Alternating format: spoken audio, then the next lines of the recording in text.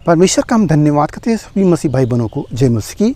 मेरे प्यारों, आइए प्रभु का वचन सुने और अपने जीवन में जो भी दुख परेशानियां हैं प्रभु के हाथ में सौंप दे। क्या जाने प्रभु की दया हो और आप वचन सुनते सुनते भले ही चंगे हो जाए। तो जो लोग ने कृपया इस चैनल को सब्सक्राइब कर दे। तो मेरे प्यारों, मैं आज के दिन वचन लाया हूँ कि आप उसे सुने और प्रभु का आशीष पाएँ। क्योंकि यीशु मसीह की आप भक्ति करते हो तो कहाँ कहाँ आप कुछ दाएँ बाएँ हो जाते हो। तो आज का वचन यही है आपके लिए कि आप सुने और समझे और खराई के साथ प्रभु की भक्ति करें। हालेलुया। तो मैं वचन को पढ़ता हूँ, उसे आप ध्यान से सुने। यह व्यवस्था विवरण अध्याय 4 वचन 2, जो आज्ञा मैं तुमको सुनाता हूँ उसमें न तो कुछ बढ़ाना और न कुछ घटाना। हालेलुया। प्रभु मूसा के द्वारा इसराइलियों को ये वचन दे रहे हैं कि जो मैं आज्ञा सुनाता हूँ उसमें न तो कुछ घटाना न बढ़ाना। होता है ना कि यीशु मसीह में जैसे आपको बताया गया कि प्रसाद को मत खाना, किसी चढ़ाए हुए जो अन्य देवी देवताओं को प्रसाद को मत खाना, ये रोग लगा है। तो आप क्या करेंगे, किसी पास्टर से पूछेंगे जो आधा कचरा या कोई ऐसा व्यक्ति होगा जिसको ज्ञान नहीं होगा, तो वो कहेगा उसका प्रार्थना करके हम खा लेते हैं, आप भी खा लो, क्योंकि मेरे साथ ऐसा हुआ था। वो बताएं तो हम फिर पास्टर से पूछे तो कहे नहीं, उस आदमी की बात मत सुनना, नहीं तो तुम भी गड्ढे में जाओगे। हालेलुया। तो यहाँ पर बताया गया है कि न तो तुम कुछ घटाना न बढ़ाना। यही बात है कि हम घटाते हैं और बढ़ा लेते हैं, जोड़ लेते हैं। अपने मन से कहते हैं अरे छोड़ो, आज संडे को नहीं जाएंगे, उस बार तो गए थे, पास्टर के बुलाकर अपने घर में हम प्रार्थना कराएंगे, प्रभु का ही तो कार्यक्रम है, उनको हम दान दक्षिणा दे देंगे। इस प्रकार का क्या बात होता है, घटाना और बढ़ाना। तो प्रभु क्या कह रहे हैं, न तो तुम कुछ घटाना न कुछ बढ़ाना। हालेलुया। तो आज आपको ये जानकारी मिला कि प्रभु के वचन जैसे लिखा गया है उसमें एक बिंदु भी नहीं घटाना है।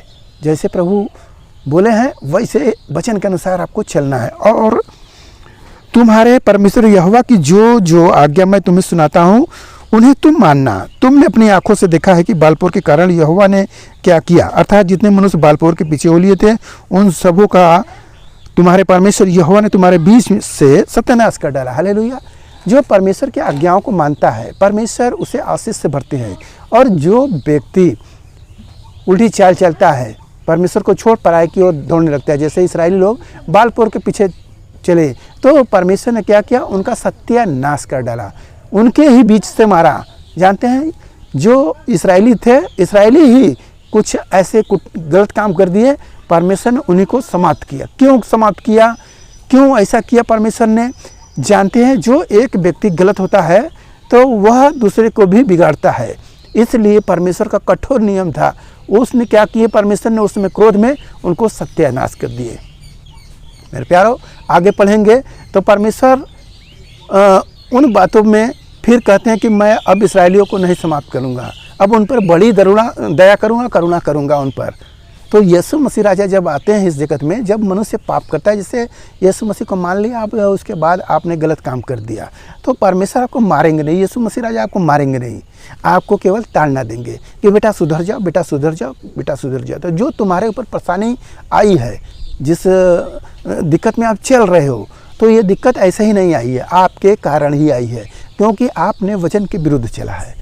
तो जब आप वचन के विरुद्ध चलेंगे तो निसंदेह आपके ऊपर विपत्ति आएगी। हालेलुया। तो जैसे प्रभु वचन में बोले हैं कि न तो तुम इसको घटाना न तो इसको बढ़ाना, मेरी विधियों जो जो आज्ञाएं हैं उसके अनुसार चलना, मानना उसको। हालेलुया।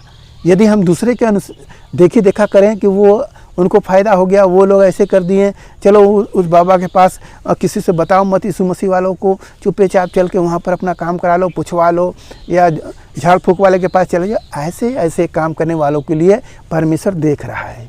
मेरे प्यारों, वह तुमको चुना है, तुमने उसको चुना नहीं है, वो तुम्हारी रखवाली कर रहा है, वो तुम्हें संभाल रहा है। यदि तुम गलत जाओगे तो तुम्हें वो डंडे से मारेगा।